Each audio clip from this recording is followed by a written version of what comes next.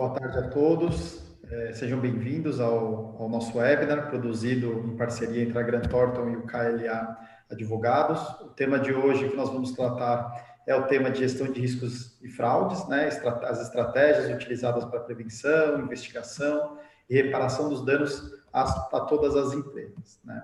Acho que essa situação, né, de pandemia atual, de pandemia, que ela trouxe muitos novos desafios, né, para as equipes e as áreas, né, de compliance e investigação dentro das empresas. Não apenas, né, desafios relacionados ao orçamento, né, que a gente sabe que esse é um desafio de todo brasileiro, né, então, manter o emprego, né, não só também essas questões voltadas ao orçamento e budget nas áreas, mas também, né, a identificação de novos riscos que ameaçam a continuidade dos negócios, né. Por isso, hoje nós reunimos aqui um time de especialistas para falarmos sobre esses desafios, quais são os meios para mitigar e endereçar tais riscos, né. Então, hoje temos aqui a Catarina Hatz, né, que é co-head de Compliance e Investigação no KLA Advogados, a Fábia Cunha Cabral, que é a Head Legal e Compliance Latam do Grupo Accor, o Felipe Magliarelli, que é o sócio das áreas de Compliance, Investigação e Penal Empresarial no KLA Advogados, e o Delson Gonçalves, que é o líder de tecnologia forense na Grant Thornton Brasil.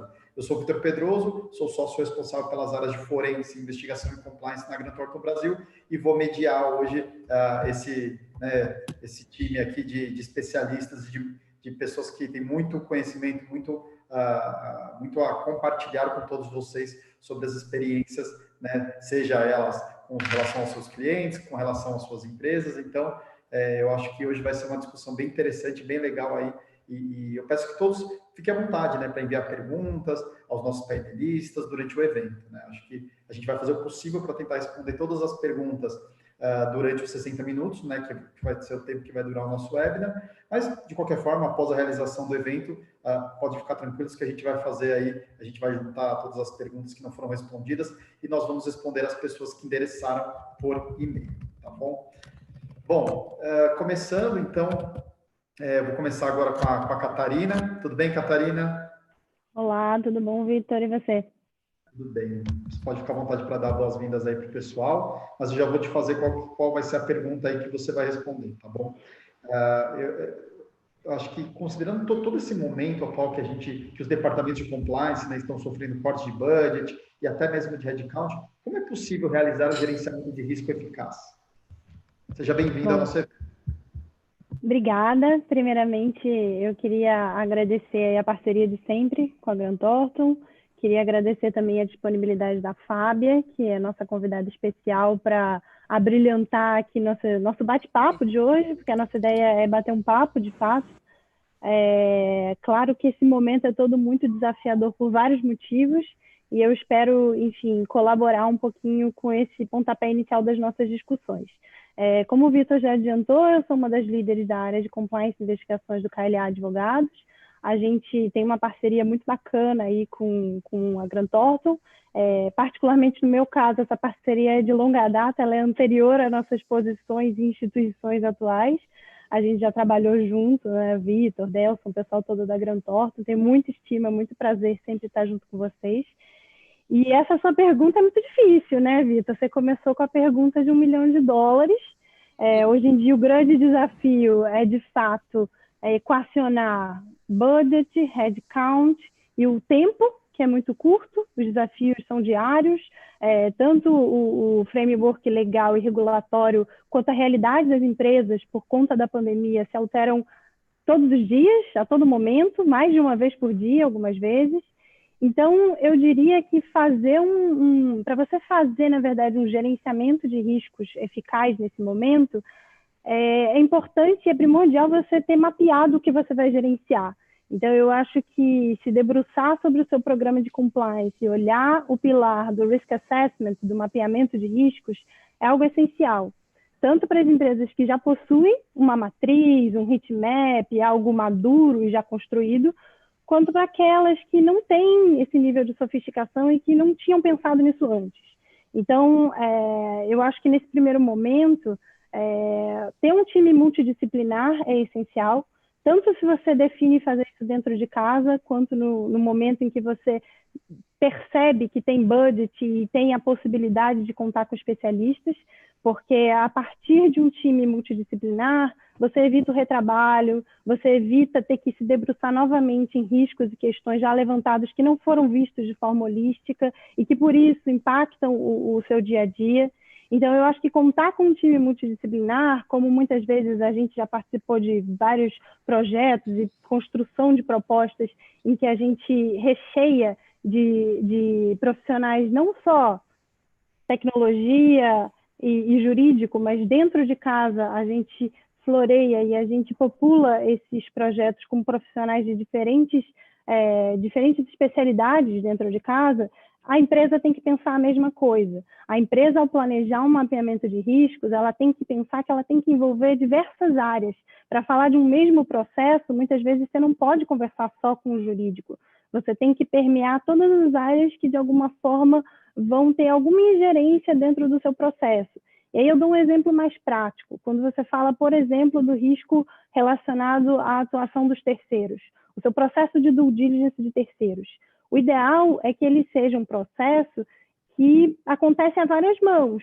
Você não tem só a área de suprimentos, você não tem só a área contratante. Você tem o jurídico, você tem o compliance, você tem várias áreas olhando para uma mesma linha de um mesmo processo, do início ao fim, para ele ser completado de uma forma eficaz e que deixe a empresa confortável.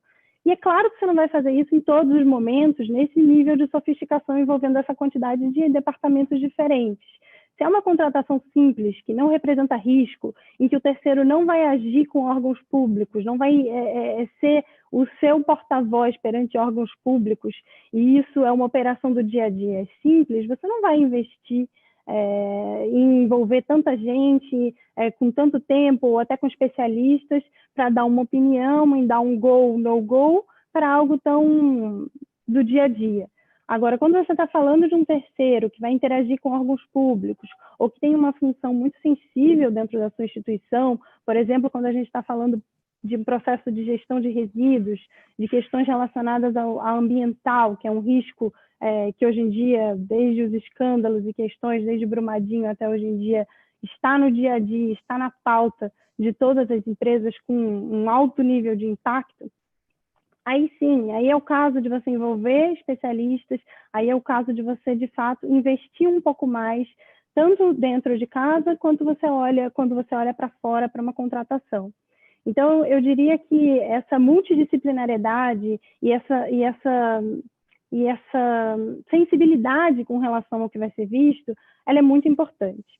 Outra questão que eu acho que é importante colocar desde já, e que o Delson vai com certeza aprofundar ao longo dos próximos minutos, diz respeito ao uso da tecnologia junto desses processos, embutida nesses processos.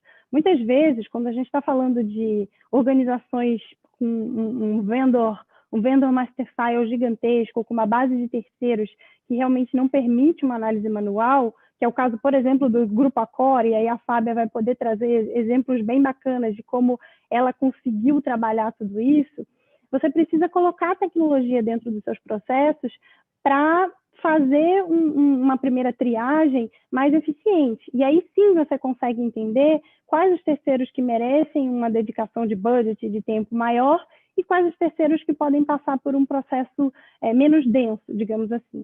Então, eu acho que quando a gente está falando de gerenciar riscos, é importante falar que antes eles precisam minimamente estar mapeados para conseguir priorizar o que atacar primeiro, para conseguir alocar uma equipe multidisciplinar e adequada, para conseguir entender como a tecnologia vai agregar no processo.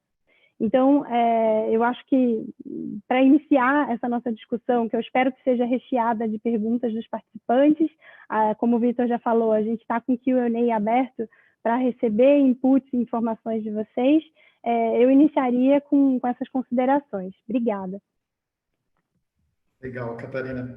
Acho que você foi muito feliz, assim, quando você falou desses riscos aí que surgem, né? Eu concordo muito com você, principalmente nesses riscos, né, relacionados a doações, a relacionamento com a administração pública, né? A gente vê diariamente aí nos jornais situações, as empresas passando por situações onde, eventualmente, elas se utilizam, né, de alguns artifícios que surgem aí em relação ao relacionamento com o poder público e acabam se colocando numa situação muito, muito difícil, né? Muito pior, né?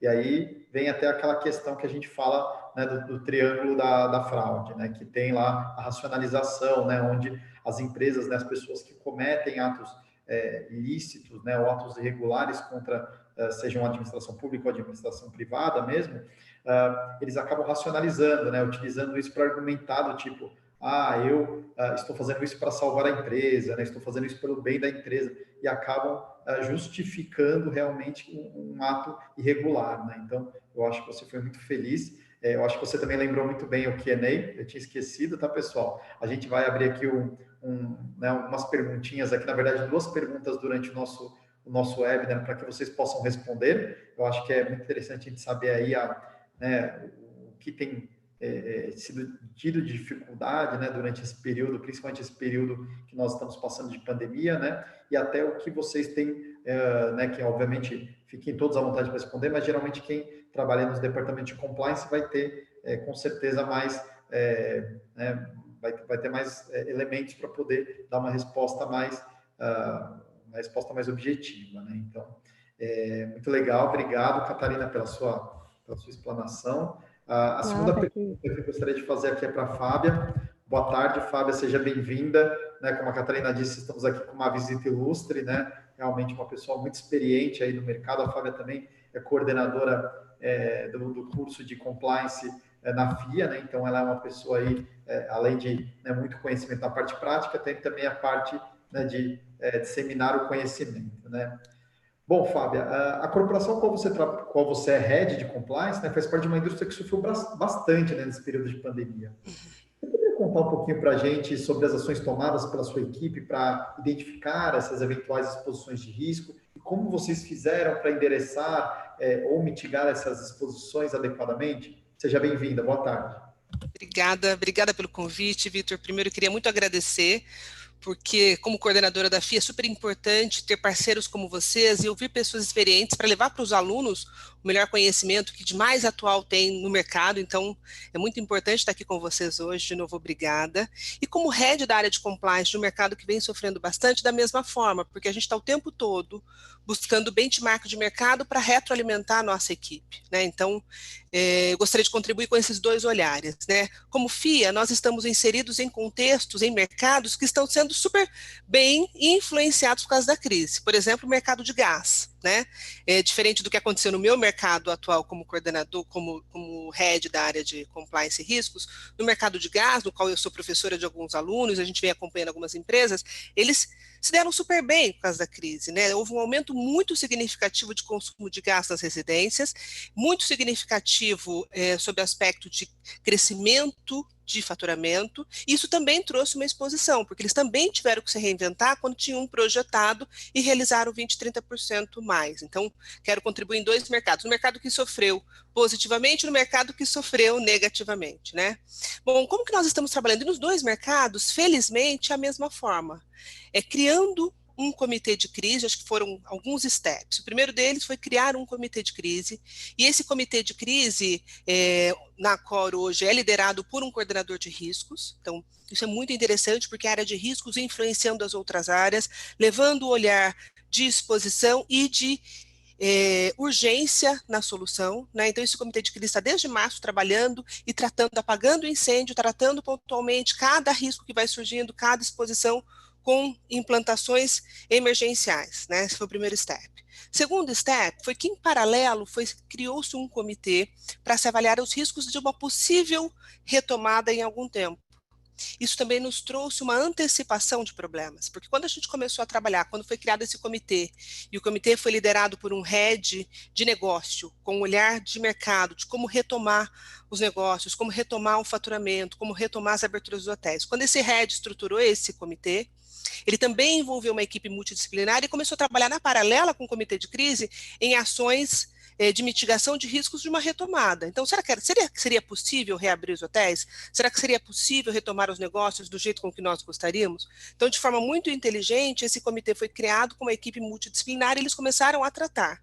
Isso nos colocou num diferencial competitivo enorme, porque hoje nós estamos prontos, com hotéis abertos, no momento em que muitos ainda estão se preparando para retomar e nós já temos uma certificação dentro dos hotéis garantindo segurança, higiene para todos os hotéis que reabriram. Temos processos descritos para acompanhar e atender hóspedes com eventuais casos de doenças, se estão ou não com o Covid. Estamos preparados para atender especificamente hotéis que foram abertos para atender pessoais da saúde. Então, todo esse trabalho foi feito baseado em riscos, né? E olha que interessante, foi uma atuação paralela ao comitê de crise, porque naquele momento era se apagar incêndio, mas também se pensou, vamos preventivamente identificar os novos riscos de retomada e a partir daí tratar esses novos riscos de retomada.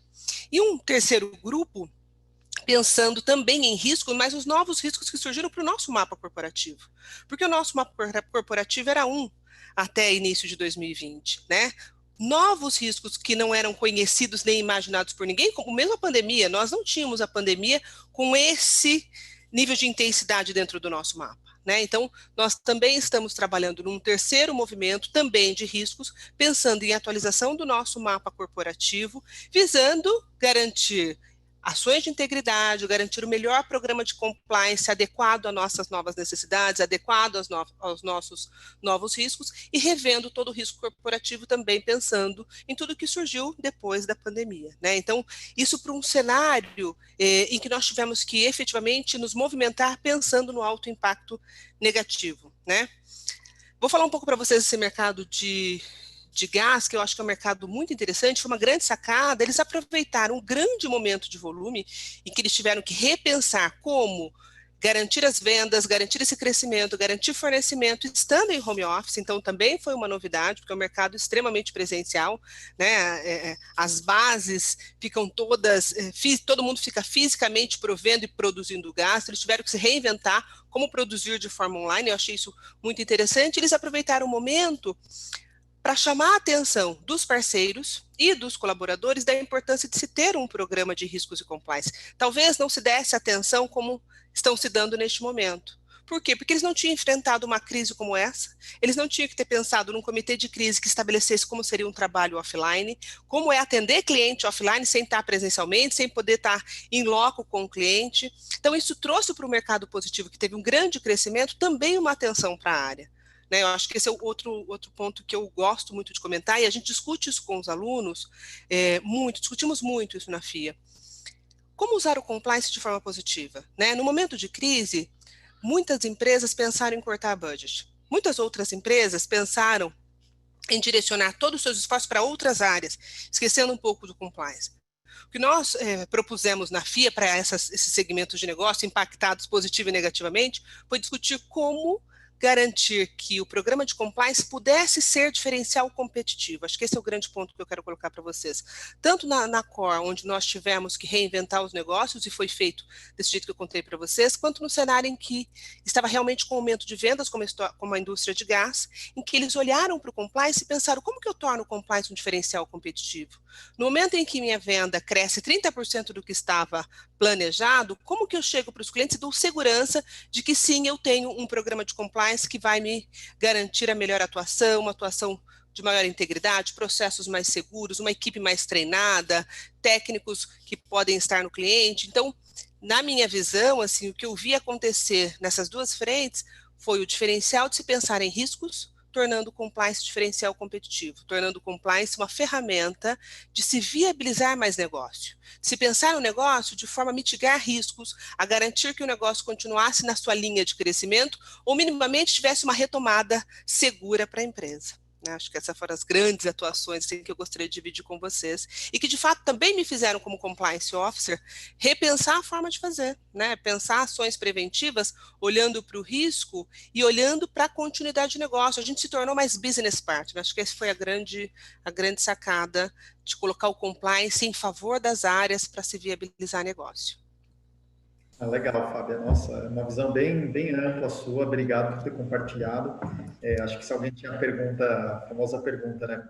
como que eu uso o compliance como vantagem competitiva, você acabou de responder. Não tem mais o que perguntar.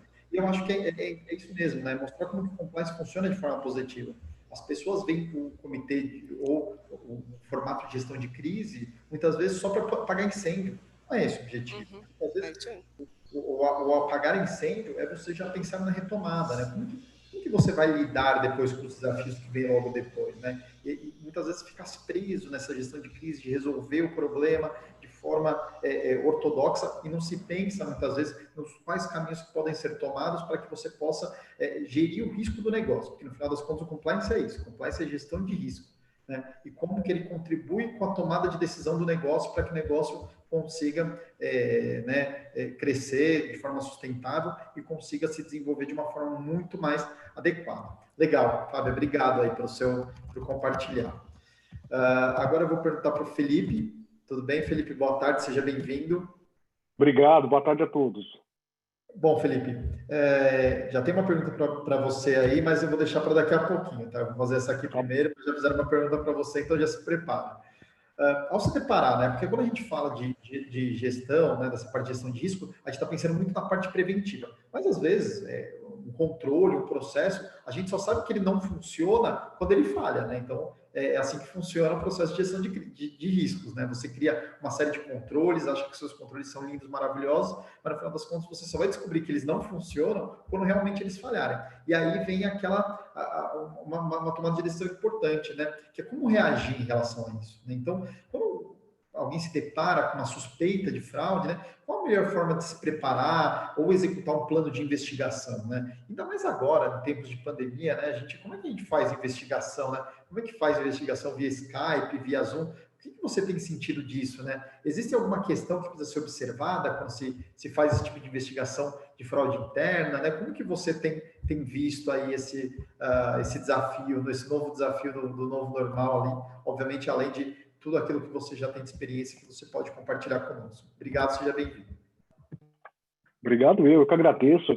Eu queria dizer também minha alegria e satisfação de estar aqui, não só porque o tema é super interessante, eu adoro esse tema, mas porque eu estou entre amigos, né? Então, entre grandes parceiros, Grant Thornton, grande parceira nossa, Vitor, Delson, super próximos, muita sinergia, Fábia, porque tenho grande admiração e também tenho a honra de trabalhar com o Grupo Accor, então eu estou muito, é mais do que uma felicidade, é um grande desafio também, debater com pessoas de altíssimo nível.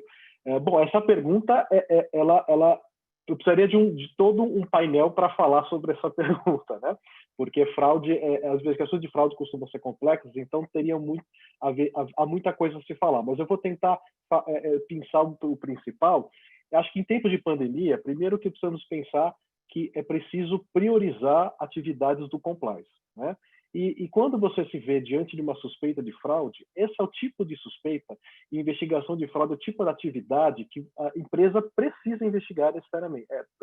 Não tem uma obrigação legal de investigar, obviamente, mas é um fato grave que pode trazer grandes consequências jurídicas de responsabilização para a empresa, de prejuízo. Então, é tipo de atividade que você precisa dar uma certa atenção. E daí, portanto, antes do plano de investigação, a empresa vai precisar se preocupar com algumas questões iniciais. Primeiro, é a questão da triagem, né? A triagem do fato. Grande parte dos fatos que chegam ao conhecimento da empresa relacionados à fraude vem de notícias no seu canal de denúncias. É muito comum, né? E quando vem essa notícia, primeiro precisa fazer aquela triagem de saber se é verossimilhança desses fatos. Faz sentido? Essas pessoas que estão sendo citadas teriam o poder de ter acesso a esses dados? Elas teriam poder para fazer essa fraude que foi dita que teria acontecido? Quem? Por quê? Qual a motivação? Essa é o melhor dos cenários, quando você tem todo o período, todos esses dados, né? Mas aí, fazer uma investigação prévia, não é investigação prévia não, mas uma apuração, se faz sentido, se tem sentido, esses fatos fazem sentido para você não instaurar uma investigação desnecessariamente que vai ser custosa e vai levar tempo. Mas, às vezes, a investigação, ela surge de outras fontes. Então, pode ser fato em relação a fatos que foram trazidos por uma auditoria interna, uma auditoria externa, até para a área de segurança corporativa. Pode ser também que a empresa saiba tem o desprazer de descobrir que ela está sendo investigada, né, pelas autoridades. Então, também quando você descobre suspeita de fraude a partir dessas atividades, então o relatório de auditoria, o relatório aí de apuração interna, né, ainda que preliminar, também vai dar um norte, ou até cópia desse procedimento, entendeu? Que as autoridades já tiveram acesso, para a partir daí a empresa se aprofundar e estabelecer a melhor forma de agir, né? A partir dessa triagem inicial, a empresa vai ter que decidir que ela vai instaurar a investigação ou não. E aí, como eu disse, não tem uma obrigação de instaurar, mas é uma investigação de fraude. Quando a gente fala fraude, pode ser desde desvio de valores, passando por corrupção, fraude em licitação. Então, o leque é muito grande e geralmente são fatos mais graves. Então, quando for decidir pela instauração, a minha recomendação é que seja uma decisão fundamentada. Primeiro, para dar transparência para os investidores, para o mercado, enfim. E segundo, porque nós temos a lei de proteção de dados que não está em vigor, mas ela traz uma necessidade aí de justo motivo para você tratar dados e acaba acontecendo de você ter que tratar um dado mais pessoal que venha aí conhecimento da empresa. Então é importante. E aí definir escopo. O escopo é muito mais do que o que vai ser investigado, né? É claro, é isso sim. Principalmente período, para até saber se a política de armazenamento de dados que a empresa possa ter, a extensão do dano à empresa, porque isso vai determinar a extensão da investigação. Então, se é um fato muito danoso, a investigação tem que ser muito mais criteriosa, muito mais profunda, né? Se é um fato que já é de conhecimento público ou não, né? Então, aí também vai demandar uma série de outros cuidados e, principalmente, o que vai ser feito dessa investigação. Qual é o objetivo? Mais do que apurar, a empresa tem que ter um objetivo, seja interno, seja voltando para o interno, seja porque ela quer, obviamente, tomar medidas disciplinares, ela quer aprimorar os seus controles internos, a sua estrutura de compliance, as suas políticas, mas ela também pode ter um objetivo de usar essa investigação e tudo que for obtido com ela para tomar uma ação judicial, para recuperar o dano, para processar quem trouxe esse prejuízo para ela, para eventualmente fazer acordo com as autoridades, porque não, dependendo da gravidade. E aí, dependendo do qual objetivo, a gente também vai ter que estabelecer no plano de investigação o critério de produção de prova, porque, obviamente, com uma investigação voltada internamente para a empresa, para medidas internas, obviamente que a empresa vai até por conta eventualmente dos seus investidores, ela vai querer fazer uma investigação, obviamente, bem feita, completa, mas ela não vai precisar se preocupar necessariamente com a validade da prova que ela produzir. Mas se ela vai usar em juízo, e essa prova pode ser discutida, ela vai ter que se preocupar sim, né? E aí, decidiu, pela instauração da investigação, a decisão é se ela vai obter investigação, auxílio externo ou não, né? E aí, obviamente, tem muita empresa que até setor específico de investigação, tem muita empresa que é estruturada, tem um TI capacitado para fazer toda a parte ali de tecnologia forense, às vezes, mas há uma série de vantagens também que fazem com que as empresas contratem auxílio externo. E aí eu posso citar alguma delas. Primeiro, porque você contrata uma equipe especializada que vai saber o que fazer, vai te dar toda a orientação. Segundo, que uma investigação dessa, ela é complexa, como eu disse. Então, ela vai requerer profissionais que fiquem dedicados todo o tempo por essa investigação, que não vai poder delongar muito, senão tem o risco de vazamento aí. Então, imagina você aí do jurídico, do compliance, ou até da auditoria interna, tendo que focar numa investigação por um mês, deixando, eventualmente, outras tarefas em segundo plano. O terceiro que acho que também é importante, é a independência da equipe de investigação, que vai dar uma confiabilidade, uma seriedade, até perante os investidores ou até terceiros e mercado. E, eventualmente, especificamente, quando você vai tratar de um fato que também configura crime, e aí você pode ter, eventualmente, estar sujeito a FCPA, e você precisa, eventualmente, proteger essa informação, esses dados e essas provas das autoridades, dar uma proteção de confidencialidade. Advogados também participando, estando à frente das investigações, também vão dar a proteção do attorney-client privilege, né? Vai segurar essa proteção. E aí, outras coisas para mencionar ainda, já terminando, é assim, as áreas envolvidas, você vai ter que anotar as áreas que vão estar envolvidas, seja as áreas que tenham relação com os fatos, sejam as áreas que vão dar suporte. O RH, segurança corporativa, auditoria interna, RP, às vezes, por exemplo, é importante porque pode ser um fato que possa ser altamente danoso para a imagem da empresa, às vezes não está em conhecimento público, mas pode se tornar, e a gente sabe que no Brasil só não se tem segredo para a imprensa, né? Então a gente vê vários casos aí de divulgação, de vazamento de informação para a imprensa. Então, às vezes, dependendo da gravidade, do possível impacto, e se já é de conhecimento público, é preciso apoio de relações do pessoal da RP para que eles atuem aí, respondendo perguntas estratégicas que possam aparecer. Garantir o sigilo é fundamental, é o outro passo, porque uma investigação dessa, se vier a conhecimento, pode fazer com que provas sumam, investigados passam para desaparecer, pode fazer com que testemunhas se sentam perseguidas, retaliação até exposição dos denunciantes, né? E aí é importante saber quais áreas são envolvidas, porque você vai fazer o core, né? Que vai participar, que vai ser informado da investigação, que tem que ser um grupo menor possível, né? Então, ainda que seja um fato que tenha já caído no conhecimento público, seja um fato já investigado, o fato é público, mas os atos da investigação têm que ser privativos, têm que ser sigilosos, para que você não prejudique a eficácia e eficiência da investigação. Dimensão das provas serem produzidas e todo o cronograma da investigação, mas quando a gente fala de fraude, geralmente a gente vai usar todas as provas que são disponíveis, então, basicamente, documentos escritos, contratos, planilhas, testes de transação são fundamentais, toda a parte de análise contábil, porque geralmente tem mascaramento aí, fraude contábil, para tentar mascarar essas práticas ilegais, análise de documentos, toda a parte de e-discovery, de análise de documentos digitais, aí toda a parte o Delson vai falar, é importantíssimo fazer isso de uma forma segura, né, de captação e manutenção e tratamento de forma segura, e entrevistas também são fundamentais nesse tipo de investigação. E por fim, já terminando,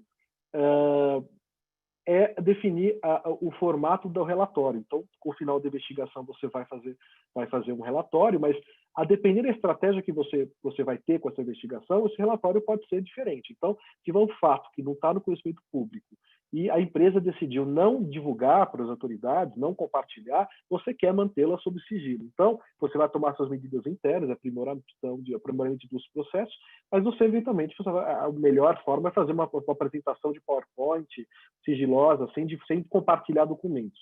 Se você vai usar a investigação para fazer prova judicial, e aí você precisa de um documento escrito para divulgação para fato relevante, divulgação para um comitê que foi formado, ou eventualmente para divulgar para as autoridades, você vai precisar de um relatório circunstanciado, escrito, que você vai compartilhar com toda a metodologia, né? E aí você vai usar, tudo isso vai ser usado a favor da empresa, de acordo com a estratégia e com o escopo.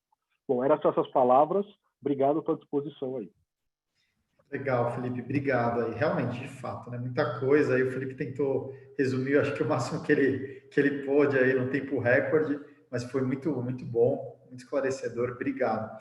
Pessoal, vai pular um pop-up aí na tela de vocês, tá? Das pessoas que estão, dos participantes, obviamente, com algumas perguntinhas, tá? Como acabou de aparecer aí, não é vírus não, podem responder aí, tá? Então, algumas perguntinhas. Então, durante a pandemia, quais são, né, os tipos de relatos mais recorrentes no canal de denúncia da empresa que você trabalha, né? E você pode escolher qualquer um deles aí de acordo com a sua, né, de acordo com o seu conhecimento, né, sobre esse tipo de ferramenta, tá bom?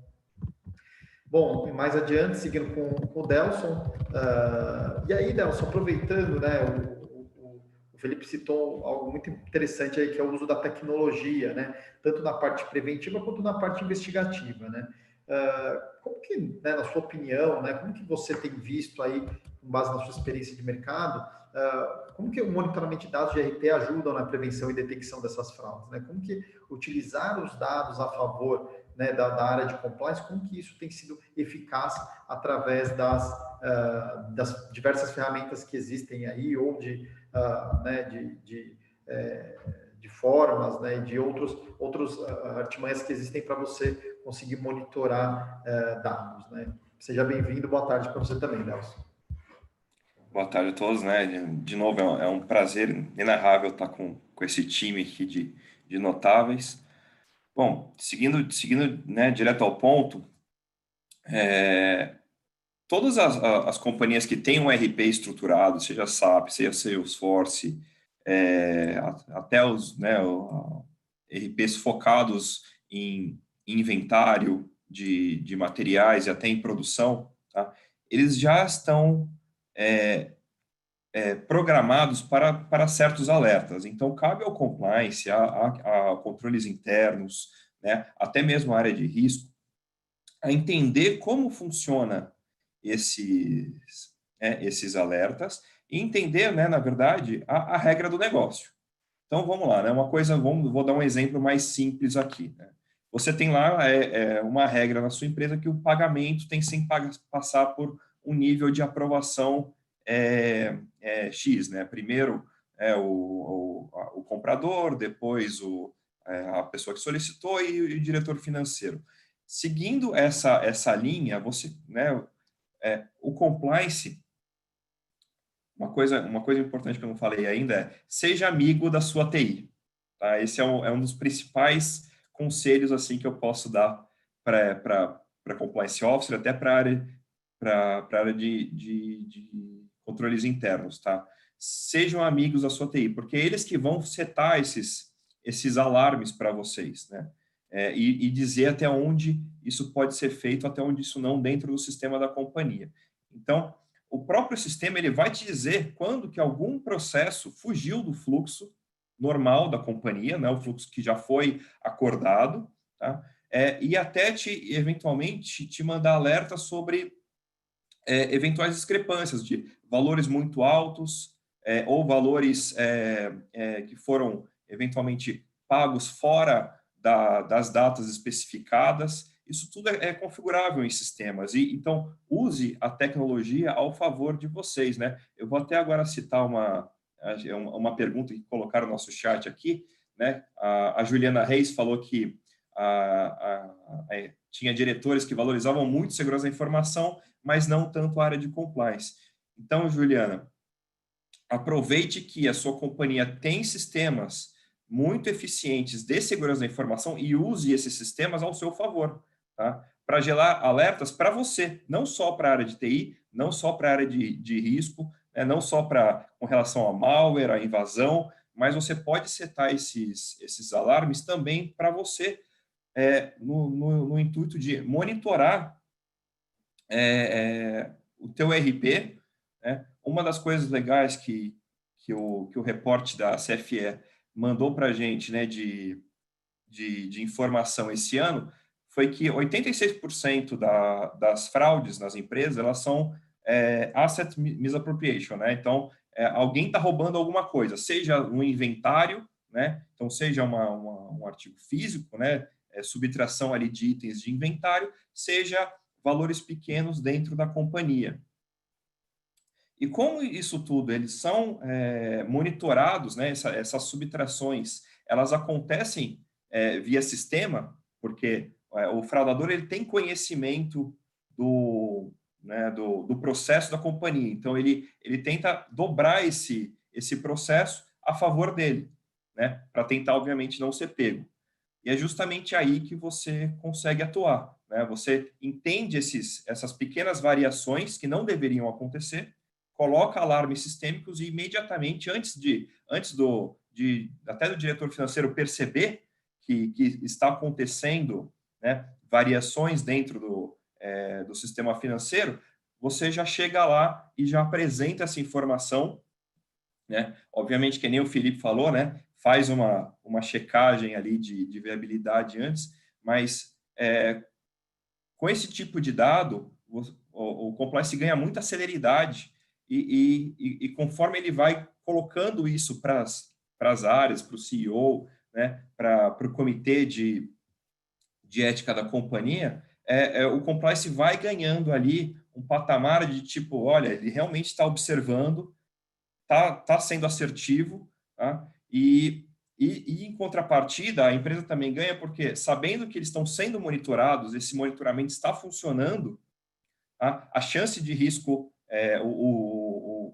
a chance de acontecer uma fraude, ela diminui, né? Isso também está no relatório da CFE, quando tem as companhias que monitoram seus funcionários, monitoram suas transações ativamente e falam, né, o mais importante, né, e falam para todo mundo, colocam uma plaquinha ali, né, sorria, você está sendo filmado, né, colocam isso muito claro para os funcionários que eles estão sendo monitorados a qualquer momento, né, a tendência de acontecer alguma fraude nessa companhia, ela diminui, né, justamente, né, citando a Catarina lá, a árvore da fraude ali, você tem o viés da dificuldade, né, a pessoa que está sendo monitorada, ela se sente mais inibida a fazer alguma coisa errada. Então, use os sistemas ao seu favor, né, todos eles, seja um RP, seja o SAP, e agora, com relação a depois que aconteceu, como é que você vai pegar essas informações, né, juntar essas informações, né?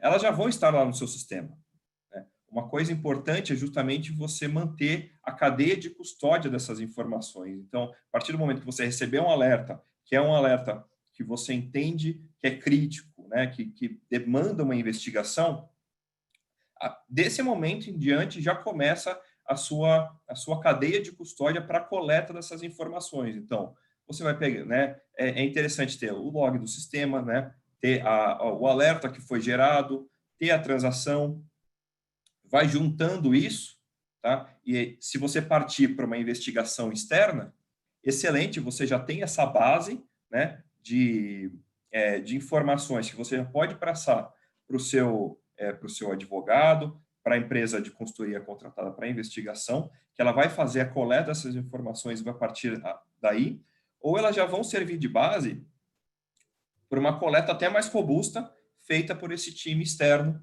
né, que vai, então, corroborar já com toda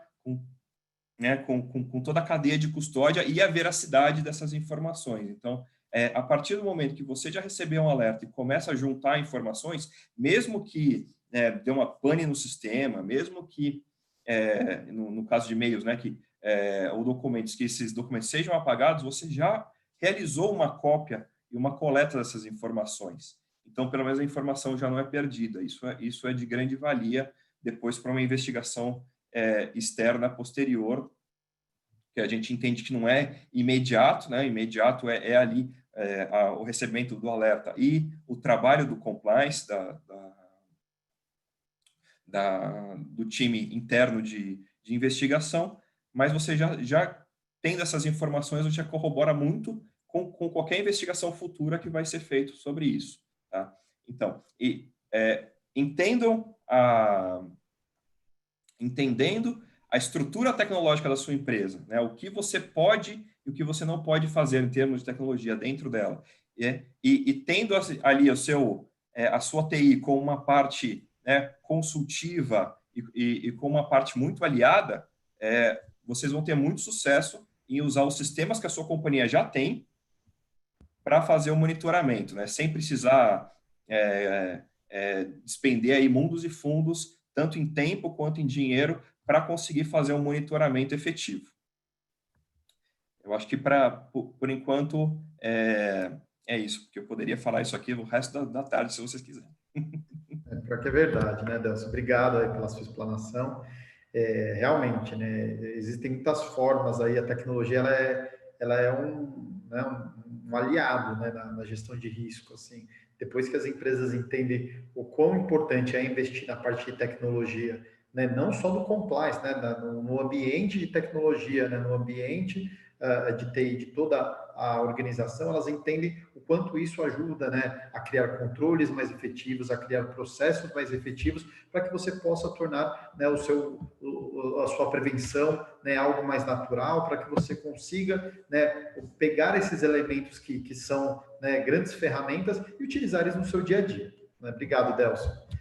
Pessoal, a gente está recebendo um monte de pergunta aqui, muito legal, fico muito feliz, né, de ver todo mundo interagindo, né, muitas perguntas muito, muito boas. Eu vou selecionar uma aqui, porque a gente só tem mais uns 20 minutinhos, né, então eu vou separar aqui algumas que eu já tinha pego aqui para fazer para cada um dos painelistas, Mas, de novo, né, obrigado pelas perguntas, continuem mandando. Na medida do possível, a gente vai sentar aqui depois do evento, todo mundo, responder essas perguntas aí e mandar, né, a resposta para cada um de vocês aí que tá contribuindo e participando nesse evento. Bom, vamos seguir a mesma ordem, então. Catarina, o Wagner Evangelista, ele fez uma pergunta aqui, né? O que deve ser priorizado na gestão de risco e fraudes diante do novo normal, pandemia, né? Na sua experiência aí, o que você tem visto que pode ser considerado, né, que deve ser priorizado no âmbito dessa gestão de risco e fraudes? Vamos lá, obrigada pela pergunta, Vitor. Eu fui anotando muita coisa enquanto vocês foram falando, eu acho que tem muita sinergia, tem muito link. Também com a pergunta no que diz respeito a essa priorização, que eu falei no começo, a priorização só acontece, a estratégia só acontece se você sabe no que você está debruçando. E aí um primeiro link com a Fábia. A vantagem competitiva da Acora, abrindo as portas antes de todo mundo, ela só acontece porque eles já pensaram sobre isso, eles criaram comitês para se debruçar sobre o tema, e por isso eles mais rapidamente conseguiram se posicionar no mercado. Então, eu acho que é um primeiro link que eu queria fazer. Um outro é com relação ao triângulo da fraude. Eu acho que não só a racionalização ela está completa na cabeça das pessoas, mas muito também a pressão e a oportunidade. Porque a pressão por tudo que a gente está passando, pelo medo de perder o emprego, pelo medo do dia seguinte, a oportunidade porque está todo mundo de casa, muitas empresas não estavam prontas para trabalhar de casa nesse nível de intensidade, então alguns processos foram criados às pressas e as pessoas podem enxergar isso como uma oportunidade.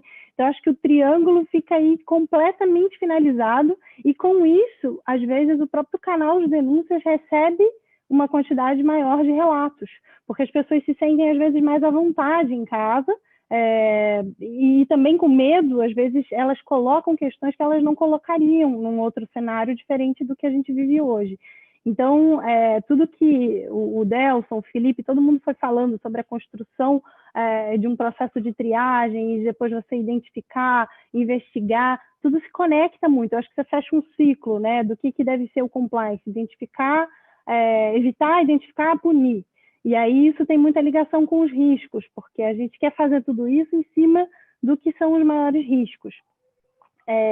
O canal de denúncias, trazendo também dados do relatório da ACFE, como o Delson já iniciou, ele é uma porta de entrada muito grande para receber questões muito estratégicas. 43% das fraudes identificadas, elas vêm através de um relato, que passou pelo procedimento de triagem, que foi devidamente investigado, criando provas válidas, de um jeito holístico, com a colaboração de profissionais numa posição multidisciplinar, porque tudo que eu falei para análise de riscos vale também para a investigação do risco de alto impacto quando concretizado, porque você investiga riscos de alto impacto quando concretizados, né? Claro que tem questões menores também, mas elas acabam demandando menos tempo, então não tem um headcount dedicado, não tem um budget dedicado, como uma investigação mais complexa deve ter. Então, junto com essa pergunta que você me fez, eu acho que eu posso comentar também comentários da Juliana, da Iris e da Tatiana. Eu acho que no pós-crise a gente vai ter mais consciência com relação ao levantamento de riscos, como se fazer, por que é importante. Não necessariamente precisa ter um departamento de riscos, um departamento de compliance para você conseguir construir uma matriz de riscos. Eu acho que o que é mais importante é ter um PMO, um dono dessa preocupação. Pode ser até em C-level, mas é alguém que vai estar gerenciando, coordenando e instigando a instituição como um todo a se posicionar e a levantar o que podem ser os riscos do futuro concretizados. Então, como priorizar? Voltando depois desse ciclo todo de comentários que eu fui pincelando. Como priorizar? Priorizar se comunicando bem. Priorizar entendendo profundamente a sua instituição, entendendo profundamente a sua governança, entendendo o mercado em que você se encontra. É uma pergunta que é difícil de dar uma resposta certeira e única, porque cada organização vive uma realidade diferente. Cada governança é estruturada de acordo com isso. Então, a hora de priorizar e a hora de se estruturar para olhar os seus riscos e fazer o gerenciamento, o mapeamento, ou até revisitar o que você já construiu, ela vai depender muito, mas eu diria que o mais importante é você ter um dono do processo, você ter o tone at the top, você ter alguém no topo que mostra a importância disso, que vende a ideia, que recheia os seus discursos institucionais da importância de olhar para isso, e a partir daí eu acho que a companhia como um todo vai cascateando a ideia e cria uma cultura de integridade verdadeira. Então, eu diria que varia muito, não tem como falar que uma área específica é a que precisa ser priorizada na sua organização, mas com certeza empresas, só para não deixar de dar uma informação mais concreta e um exemplo mais concreto, eu diria que com certeza as empresas que têm possibilidade, que estão se engajando em iniciativas de impacto social, como patrocínio, doações, elas precisam ter muita atenção, porque a gente está vendo muito desvio de recursos, a gente está vendo que com o triângulo da fraude completo, a oportunidade para alguns, ela está realmente muito latente e as pessoas têm se aproveitado disso. Então, você tem que ter uma due diligence do seu terceiro, na sua cadeia normal de terceiros, você tem que também ter uma due diligence de um beneficiário, de um patrocínio, de uma doação, você tem que tomar muito cuidado com tudo isso. Então, talvez uma priorização seria todas essas ações de impacto social, que eventualmente podem ser objeto de desvio, infelizmente,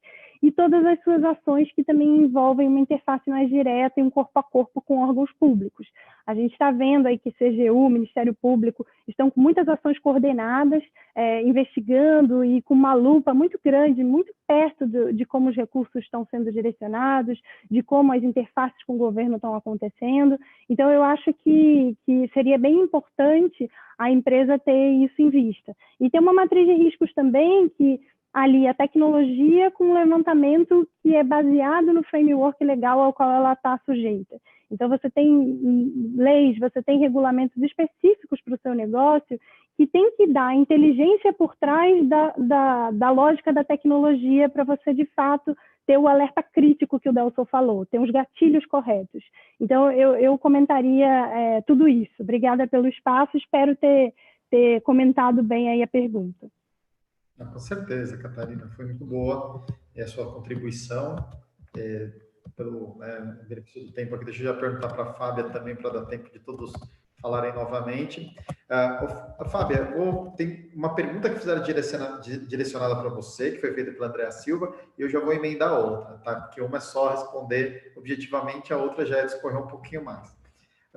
A Andréa Silva perguntou, foi criado um terceiro comitê para repensar o mapa corporativo ou a área de compliance assumiu esse papel, né?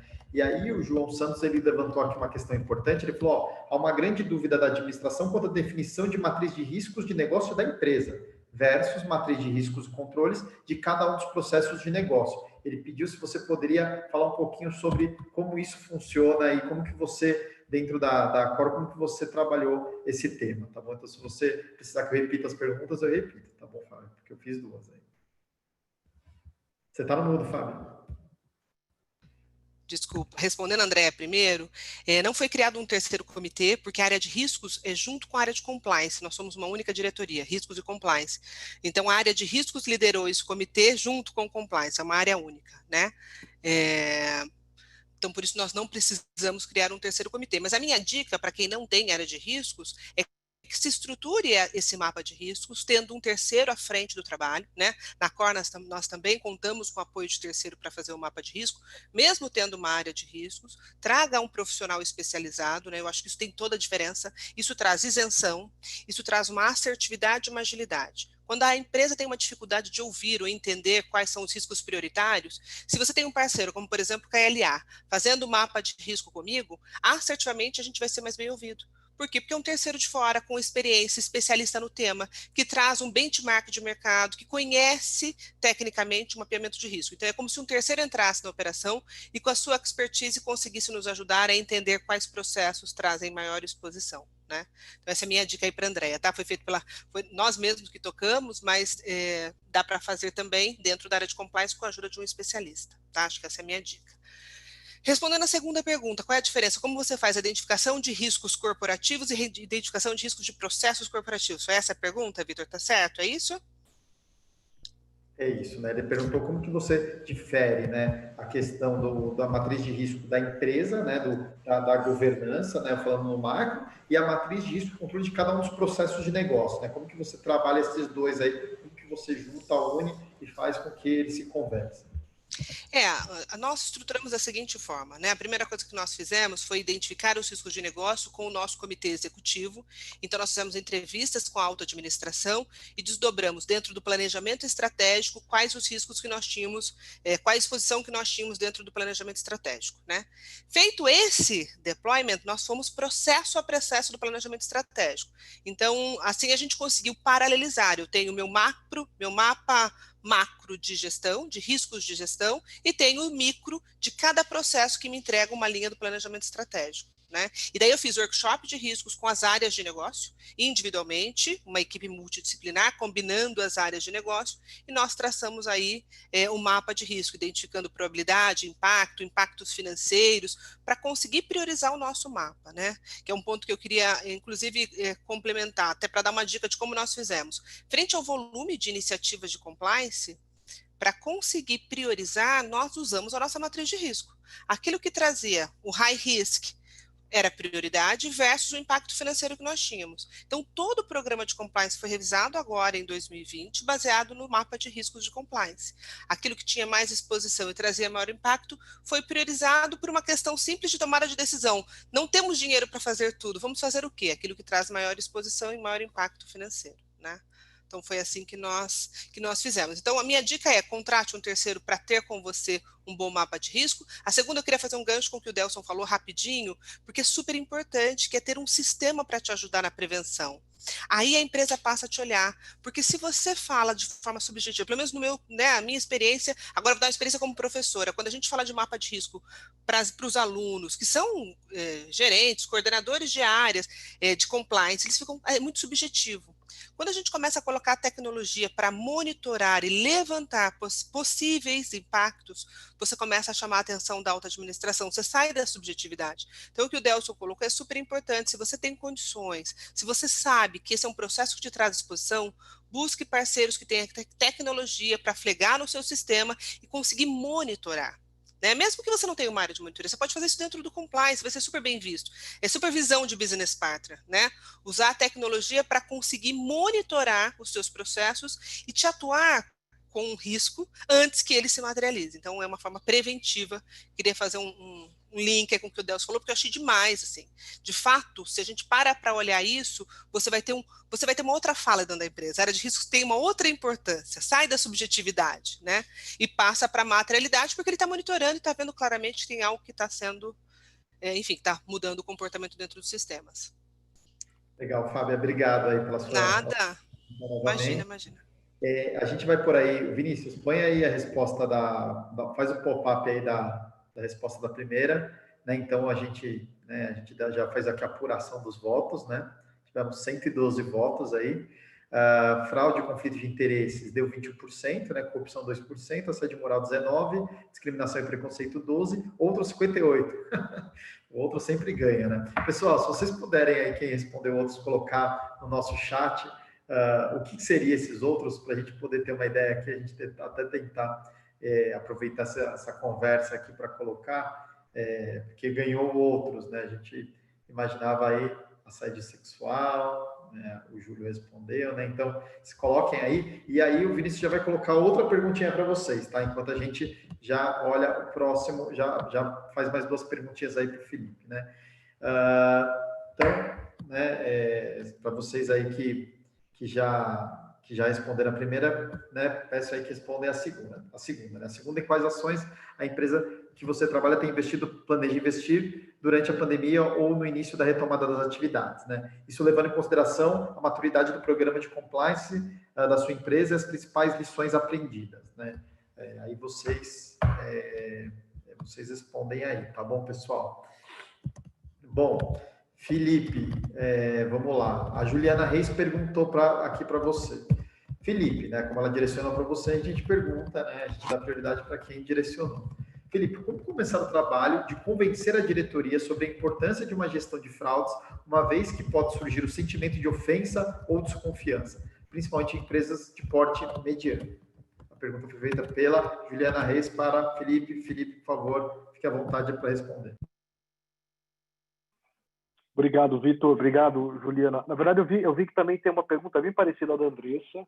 de uma fraude no concreto, eu vou amarrar os dois assuntos, e eu sei que também é a pergunta do Carlos, que é uma consequência. Eu vou amarrar todas e vou tentar ser mais breve possível, apesar de ser professor, gostar de falar, mas eu prometo que eu vou ser breve. É o seguinte, bom, Juliana, a questão toda é o seguinte, toda empresa está sujeita a sofrer fraude ou ter riscos. Os riscos são inerentes à atividade empresarial. Então, esse é um fato. Então, a sua empresa, por mais que ela goste de ser correta, que ela queira ser correta, ela pode ser que ela seja alvo, e sem que ela queira mesmo, ela pode ser vítima de uma desfalque, vítima de um desvio. Isso é algo inerente. Então, o fato de você não se programar, não fazer uma gestão de risco e não ter um plano de contingenciamento, aí, ou mesmo de prevenção à fraude, só vai fazer você ficar mais descoberto. Só vai fazer com que você não conheça quais são os seus riscos e você vai estar mais sujeito a sofrer fraude. E aí, você olhar os casos concretos, a remediar uma fraude, né, e às vezes incluindo até corrupção e tudo mais, né, porque fraude não é só corrupção, fraude pode ser até um desvio. É muito mais custoso, muitas vezes, costuma ser mais custoso do que você prevenir. Então, é uma questão só de estruturar a sua gestão para focar naquilo que é prevenção, ao invés de remediar e correr atrás do prejuízo, né? Então, esse é o argumento. Se a empresa não se organiza, uma hora ela vai ser alvo, uma hora ela vai ser envolvida e o custo pode ser muito mais caro do que a prevenção. E aí, então, são valores intangíveis, como imagem, como questão reputacional. E aí, um exemplo claro, Vivi, que até para você dar como exemplo para a sua empresa, né? Nós estamos em época de pandemia e vocês viram no quiz aqui que na verdade, 19% disseram que relatos de fraude. Então, essa época que nós estamos agora, o índice de fraude tem aumentado muito. Então, as empresas que não se protegeram e não têm um plano de monitoramento de prevenção vão ser mais facilmente alvo do que as outras. E aí, a Andressa perguntou que foi no caso dela, da empresa, ela foi alvo aí, depositou um valor numa conta. O que eu recomendo existem meios de você relatar às suas autoridades, se você entender que é estratégico para a empresa tentar recuperar, há como informar para as autoridades, para a polícia tem como tentar quebrar o sigilo dessa conta de forma judicial e tentar ver e rastrear o dinheiro para ver para onde foi e tentar localizar os seus autores. Só que, pela minha experiência, e até também como advogado criminalista, a gente atua vários clientes, e geralmente essas contas essas fraudes acabam sendo bem pensadas. Então, eles usam conta de laranja, contas que não eram usadas há muito tempo, então é um pouco mais difícil, mas tem meios de você tentar descobrir e tentar recuperar. O quanto antes você agir, mais fácil, maior a probabilidade de você conseguir, tá? Cyberataques, como tem sido acontecido, dá para também fazer uma investigação de cyberataques. Fizemos, inclusive, Grant Thornton e KLA, alguns projetos bem bacanas quando alguma coisa nesse sentido. E a última pergunta, que é do Carlos, é se os administradores são responsáveis solidários por atos que lesem terceiros. E aí eu pressuponho que ele tenha fraude ou qualquer ato lesivo. Essa pergunta é super complexa. Na esfera criminal, não, só quem realmente agiu, quem realmente participou pessoalmente, mas em outras esferas, em outro tipo de responsabilidade, é muito amplo, cada área tem a sua especificidade, mas eu posso dizer que em três situações básicas, o gestor pode ser responsável solidário. Quando ele age com abuso de poder, quando ele pratica um ato ilícito, e aí entra a fraude, a corrupção e tudo mais, né? E quando ele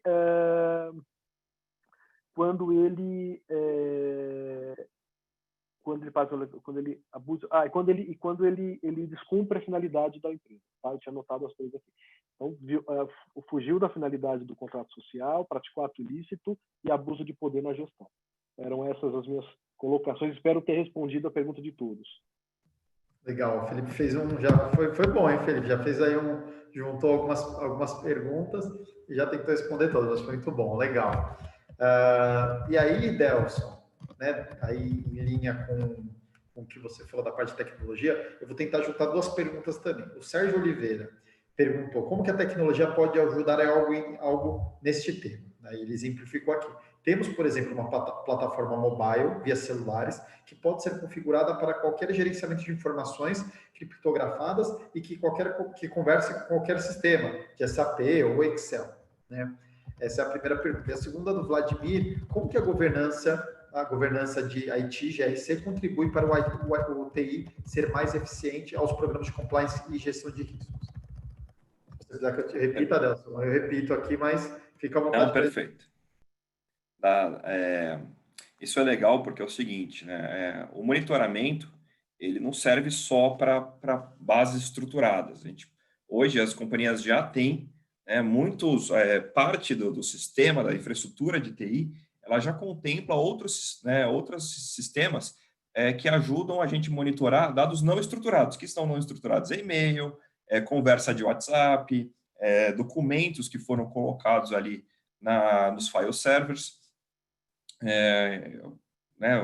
Então, sistema DLP, que nem o Varonis, que nem o Office 365, o AIP, o Symantec, esses sistemas eles já estão acostumados a ler os conteúdos de mensagens, ler o conteúdo de anexos, ler o conteúdo de documentos dentro das companhias. Então, ao fazer essa leitura para buscar vírus ou para proteger essas informações de perda, porque perda ou vazamento, o compliance pode se aproximar desse tipo de sistema para um viés que faz mais sentido para o monitoramento que ele quer pegar, né?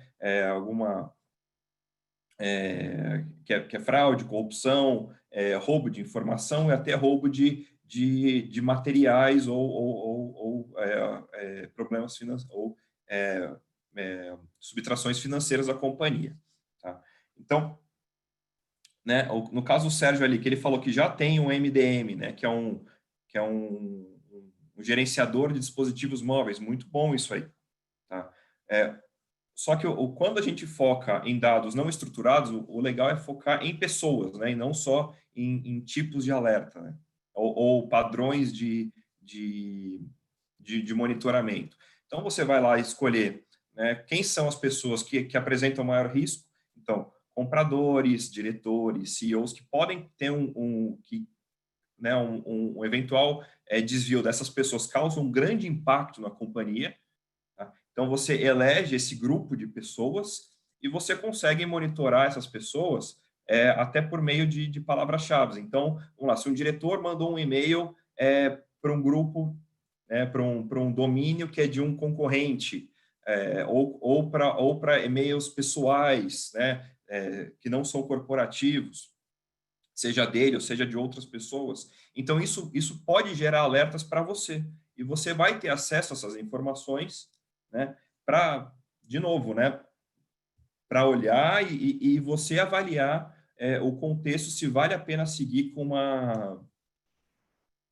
uma investigação ou não. Né? E linkando esses dois monitoramentos, né, o monitoramento de pessoas, né, mais focado. Então, cada vez que um diretor seu manda uma mensagem para fora lá dos fornecedores ou fora de e-mails corporativos, você entende essa mensagem, você já olha nos seus monitoramentos de sistema e consegue ligar essas informações, né? Então, você vai estar usando os monitoramentos para você ter esses inputs de como começar a tua investigação, né? Para ele servir de whistleblowing aí para a tua investigação.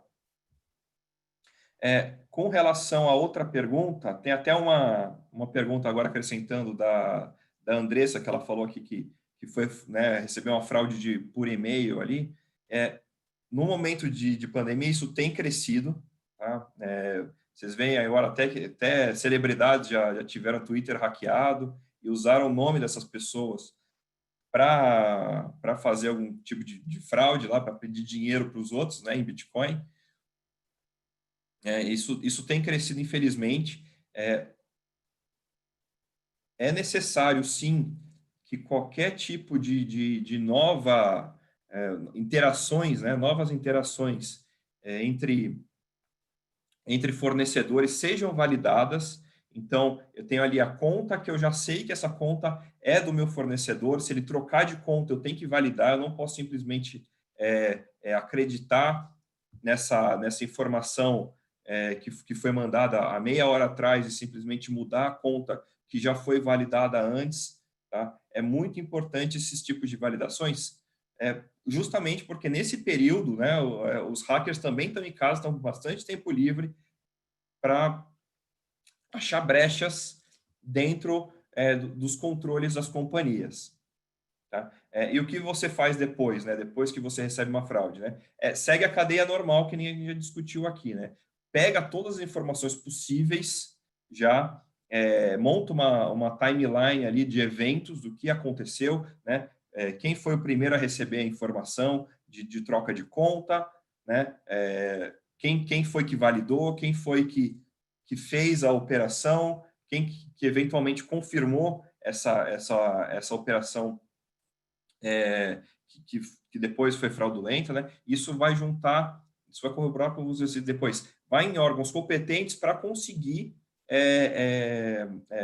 reaver esse valor e aí, obviamente, tentar punir aí os responsáveis pela conduta errada. Acho que eu respondi, né, Vitor? Faltou alguma coisa? Acho que é isso, Delson. Muito boa a sua resposta, obrigado. Já passamos do tempo aqui, pessoal, mas eu queria fazer uma última. Vinícius, consegue soltar o resultado da outra enquete? Quais ações a empresa que você trabalha tem investido?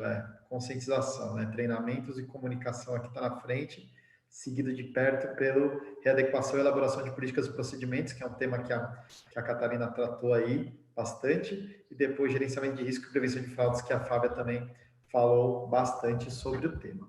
Numa das respostas, só para finalizar, tá, pessoal? Sei que está todo mundo com o tempo aí, já estou vendo o pessoal saindo, mas eu queria finalizar aqui em relação à questão de uma das respostas que eu vi do outra enquete, né? Que falou, né, outros, né? A resposta foi outra. E aí o Alberto Santos escreveu: desequilíbrio entre vida pessoal e profissional, né? Eu acho que isso é uma coisa assim que todos nós estamos vivendo, né? Então, você está em casa, você não vai mais embora do escritório, as pessoas te ligam a qualquer momento porque sabem que você está em casa e agora sua casa é o seu escritório, né? Como lidar com isso aí? Quem quiser, aberto aí aos painelistas para responder, quem quiser responder, como que se lida com isso? Como que se gere os riscos, sejam riscos voltados para a questão trabalhista ou para a questão realmente aí das pessoas estarem, né, se sentindo né, pressionadas, e isso de alguma forma configura ali um assédio moral, né? Então, o que vocês acham sobre isso? A Catarina já abriu o microfone e já vou deixar a Catarina começar a responder. Pode falar. Obrigada. Bem rapidinho, o que eu tenho percebido, e aí eu acho que tem um viés duplo essa resposta. Normativamente, a gente tem visto no escritório uma demanda alta por políticas de home office. Então, empresas que antes ou faziam muito pouco ou nunca faziam, elas, de alguma forma, as áreas de direito trabalhista, junto com tecnologia, se uniram para construir um documento junto com a gente no compliance que abordasse esse tema considerando todos os viés que ele engloba. E aí, eu digo agora, uma parte mais comportamental, talvez, pela minha experiência com o nosso time, eu acho que é se manter próximo. Quando você se mantém próximo, quando você tem um canal de diálogo aberto da alta liderança com o seu time, você dá abertura para eventualmente saber e ter mais noção da visão granular do que está acontecendo na base. Normalmente é com a visão granular do que está acontecendo na base que você vai calibrar e melhorar processos muito importantes. Então, como sem ter o corpo a corpo, a gente perde às vezes a visibilidade disso, manter uma comunicação, um canal aberto, na minha opinião, junto com normativamente ter uma política e desenhar processos, procedimentos e como isso vai funcionar, parece ter uma dobradinha boa, na minha opinião. E está conectado com a resposta dessa segunda questionário, né, Catarina? Que o pessoal respondeu. Quais as ações que eles estão mais trabalhando? Ações de conscientização, comunicação e treinamento. Eu acho que são coisas que andam juntas realmente e que vão ajudando ali a criar elementos para endereçar esses novos riscos que surgem. Alguém mais quer complementar aí dos três? Fábia, Delson, Felipe? Bom, nesse caso a gente sempre pode também, né, desligar os sistemas depois do horário corporativo, né? Então, o teu trabalhador já não vai mais receber mais e-mail até depois das 8 da manhã do dia seguinte. Isso também ajuda lá a pessoa se manter saudável mentalmente, né? Então, ela vai focar naquilo que ela já recebeu durante o dia, depois de um determinado período, ela já não recebe mais e-mail. Mas isso é uma medida também até extrema, mas ajuda bastante. Legal. Bom, Para nós Vitor, só para advogados contribuir. é praticamente impossível desligar completamente, mas a gente chega lá. No seu caso, não dá, Felipe. É verdade. Só para contribuir com o que a gente está vivendo na COR, a gente usou também como oportunidade de garantir a melhor implantação da Lei de Proteção de Dados Pessoal e normatizar aquilo que não era normatizado. Então, por exemplo, Bring Your Device. Muitos de nós usavam o computador ou o telefone em casa e não tínhamos ainda parado para normatizar isso. O que é isso? Né? O que é a nossa equipe poder usar o telefone celular, o computador, etc. e tal. Então, também é um momento para você parar e dar um olhar nesse compliance digital, né? E normatizar, criar formas de tornar regular e assertiva a utilização dos equipamentos, né? Acho que esse foi um grande ponto que nós olhamos aí para parar, olhar para a operação e, nesse momento, normatizar, né? Organizar aquilo que não estava tão organizado, vamos dizer assim. Muito bom, Fábio, é verdade. E tudo se conecta aqui com o que, né, a Catarina falou, o Delson falou, a Fábia falou. Isso vai depender muito da estratégia de cada empresa, né, da cultura que cada empresa possui, também das ferramentas, né, porque não adianta falar que vai, que nem o Delson deu a ideia aí de, né, você desligar todo o sistema operacional dessas pessoas se você não tiver isso controlado, se você não tiver isso organizado, né? Se você não tiver as informações organizadas, você não consegue fazer isso. Você acaba desligando errado vai desligar de um e desliga do outro, né? Vai desligar o advogado e vai deixar o pobre coitado do consultor lá. É verdade. Bom, pessoal, passamos um pouquinho do tempo. Eu queria agradecer Fábia, Catarina, Felipe, Delson, a participação de vocês. Foi muito, muito, muito bom.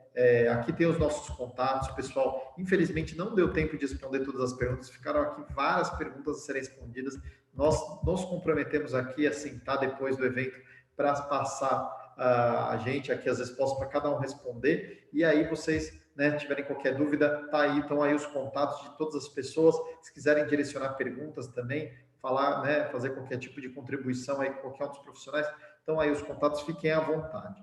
Eu gostaria muito de agradecer a equipe de organização da Grant Thornton, né, liderada aí pela Aline e pelo Vinícius, e da equipe de organização aí do evento do KLA, né, o Rafael, que fizeram aí, viabilizaram o evento para nós, né, fizeram toda a organização aí, uma equipe fantástica mesmo, tá bom, pessoal? Desejo a todos uma ótima tarde e uma ótima semana. Tchau a todos. Tchau, pessoal. Obrigada. Tchau. Boa tarde, pessoal. Obrigado pela presença.